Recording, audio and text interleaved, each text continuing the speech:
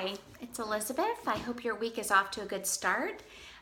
Once again, I so enjoyed reading your discussion postings for week 4.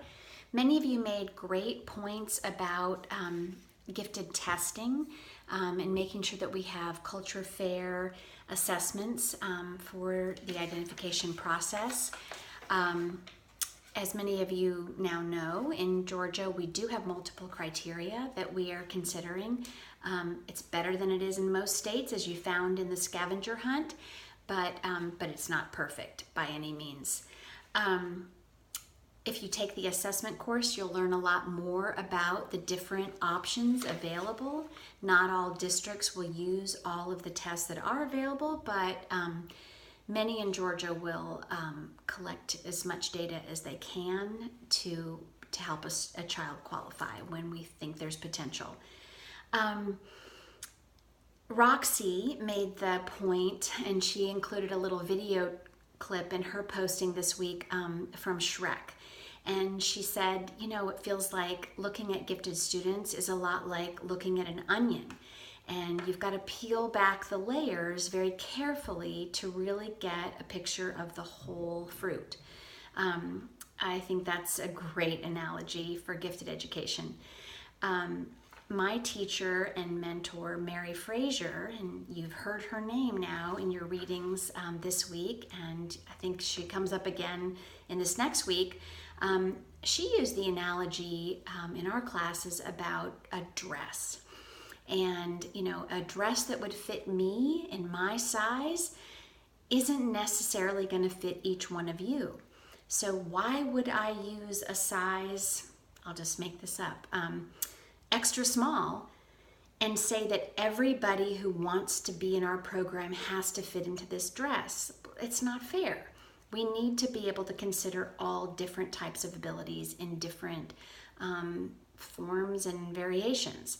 So another way to think about this that came to mind for me today is to think about a paleontologist. And I think about a paleontologist this week because tomorrow morning I'm going to the University of Florida and I'm going to participate in a teacher institute called I Dig Fossils. And there'll be teachers from all over the country there, and we'll be not only doing some uncovering of fossils, I hope, but then also writing lessons and units for 3rd and 4th grade students that will involve 3D printing. And the students will be using a fossil and then creating a 3D replica of that fossil. I don't even know much more than that, but I'm excited. I'm going to learn a lot about the capabilities of 3D printers this week. But so I was thinking about, when you're uncovering something as a paleontologist or an archaeologist, you have to be very careful.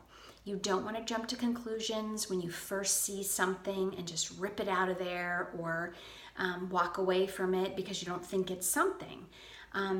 It looks a little bit more like this. So you've got this. Let me switch it around. Let's see. Hold on here. Oh, I can't. So here I have this mound of sand or dirt. And so if I'm the paleontologist, I am carefully moving along until I find something. Now, if I walked away because I thought, just looks like a stupid piece of plastic, who cares? I might be missing something truly valuable.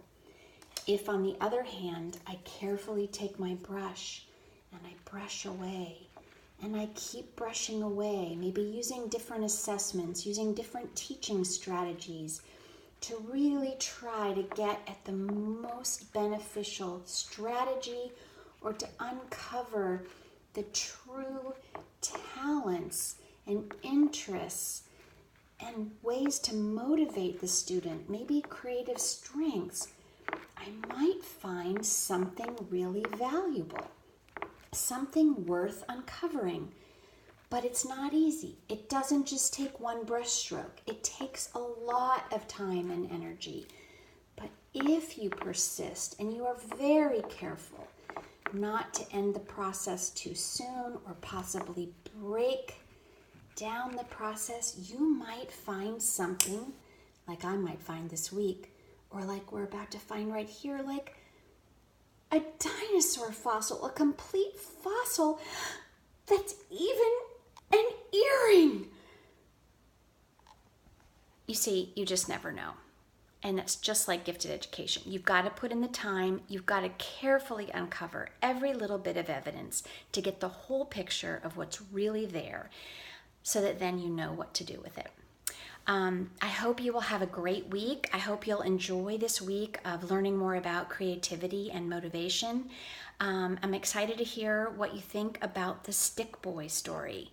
You'll see as you get into this module that this is very near and dear to my heart, and I look forward to any ideas that you have about what you would do with a child like this, because I think we all have children like this in our class, maybe even once a year, maybe more than one a year.